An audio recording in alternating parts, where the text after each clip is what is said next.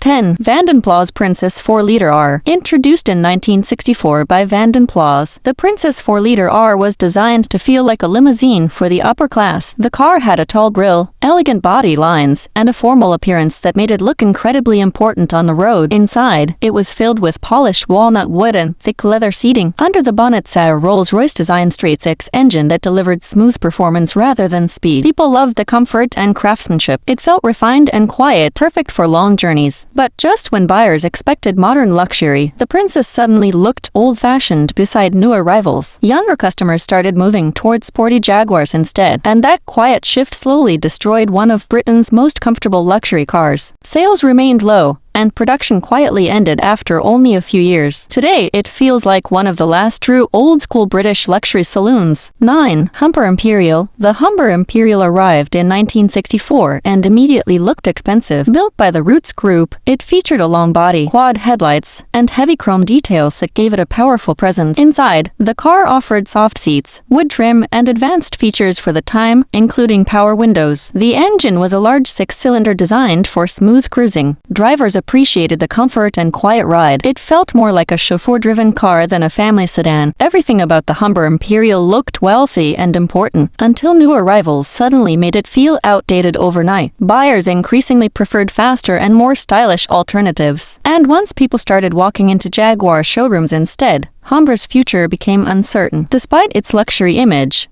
the Imperial sold poorly and disappeared by the late 1960s. Today, it's one of Britain's forgotten luxury cruisers. 8. Daimler Majestic Major. The Daimler Majestic Major looked like something a government minister would drive. Released in 1960, it was large, formal, and incredibly luxurious. Its biggest feature was the powerful V8 engine under the hood. The car was surprisingly fast for its size and could cruise comfortably at high speeds. Inside, there was polished wood everywhere, along with soft leather seats and thick carpeting. People admired its smooth performance and quiet confidence. The shocking part was that this huge luxury sedan was actually fast, very fast. But despite the powerful V8 under the hood, something else pushed buyers away. Jaguar had become more exciting and fashionable during the 1960s, while Daimler's image felt older and more conservative. Even though the Majestic Major was genuinely impressive, sales stayed low. Today, it's remembered as one of the most underrated British luxury sedans ever made. 7. Rover P5B Coupe. The Rover P5B Coupe arrived in 1967 and looked elegant from every angle. With its lowered roofline, clean chrome details, and refined proportions, the car carried a calm and sophisticated style. Under the bonnet sat a powerful V8 engine sourced from Buick, giving the Rover much stronger performance than earlier models. Inside, it felt luxurious but understated. Politicians and important officials loved the P5B. Even British prime ministers were often seen using them. People liked the combination of comfort, class, and smooth power that should have guaranteed success. Yet somehow, one stylish rival kept stealing the spotlight from Rover. Jaguar offered cars that looked faster, sportier, and more exciting to younger buyers. The P5B gained respect, but sales were never truly massive. Still, it remains one of Britain's most graceful luxury cars. 6. Jensen Interceptor. When the Jensen Interceptor arrived in 1966, it looked absolutely stunning. The car had Italian styling, muscular curves, and one of the most beautiful rear windows ever fitted to a car. It looked fast even while standing still. Under the hood was a massive American V8 engine that delivered serious power. Inside, buyers found leather seats, wood trim, and a grand touring atmosphere that felt incredibly expensive. People loved its combination of British luxury and American muscle. At first, the Interceptor looked like the perfect mix of luxury and performance, but hidden behind that beautiful body was a problem slowly ruining its future. The car was expensive to buy, expensive to fuel, and difficult for Jensen to produce in large numbers. As fuel prices increased near the end of the decade, the market became even harder. Despite its beauty, the Interceptor remained a rare sight on the roads. Today, it's considered one of the coolest British cars of the 1960s. 5. Elvis TF21. The Elvis TF21 arrived in 1966 and looked like a luxury car from another era. It featured classic styling with rounded headlights, graceful curves, and handcrafted details that felt timeless. Inside, the cabin was beautifully finished with leather and polished wood. The car used a smooth 6-cylinder engine designed for relaxed touring rather than aggressive speed. People admired its craftsmanship and exclusivity. The TF21 was elegant, rare, and incredibly refined. But while Alvis stayed loyal to classic styling, the entire car world was changing around them. Buyers wanted futuristic designs and modern sports cars instead of traditional luxury. Sales were extremely limited, and the TF21 became the final passenger car ever produced by Alvis. Today, it stands as a beautiful farewell to a legendary British brand. 4. Lagonda Rapide. The Lagonda Rapide was introduced in 1961 by Aston Martin's luxury division. It looked elegant, rare, and incredibly expensive. The design was sleek and sophisticated, with a long body and a stylish grille that gave the car serious presence. Under the bonnet sat a powerful straight-six engine capable of strong performance. Inside, everything felt handcrafted. Leather seats, rich carpeting, and polished wood covered the interior. People loved the exclusivity of the Rapide. It felt more like a private luxury club than a car. The Lagonda Rapide looked like something only millionaires could afford. And the truth is, almost nobody actually could. Its massive price pushed buyers toward more famous luxury brands. Production numbers remained tiny, making the car extremely rare almost immediately. Today, the Lagonda Rapide is one of the rarest luxury sedans of the 1960s. Free Triumph Italia 2000. The Triumph Italia 2000 looked more Italian than British. Built during the early 1960s, the car combined British engineering with sleek Italian bodywork designed by Giovanni Michelotti. It had sharp lines, elegant proportions, and a sporty luxury appearance that stood out immediately. Underneath, it used Triumph mechanical parts, including a reliable engine. People loved the styling. It looked exotic and expensive compared to ordinary British cars of the time. The Italia looked capable of competing with expensive European sports cars. But behind the stunning Italian design, serious problems were already beginning to appear. Production costs became too high, and the project struggled financially. Very few buyers were willing to pay luxury prices for a relatively unknown car. As a result, only a small number were ever built. Today, the Italia feels like a hidden gem from the golden age of European design. 2. Bristol 410. The Bristol 410 arrived in 1968 and looked quietly wealthy. Unlike flashy sports cars, the Bristol focused on understatement. The body was smooth, clean, and carefully detailed without attracting too much attention. But beneath the calm appearance sat a powerful V8 engine that delivered effortless speed.